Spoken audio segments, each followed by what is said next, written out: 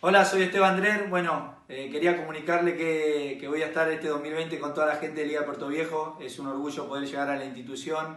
Voy a tratar de dar la vida, de poder lograr hacer un gran torneo. Para mí es un desafío enorme, estoy muy contento, mi familia está bien. Así que vamos Liga, a seguir adelante, que se viene un gran año. Un abrazo y los esperamos a todos en el estadio.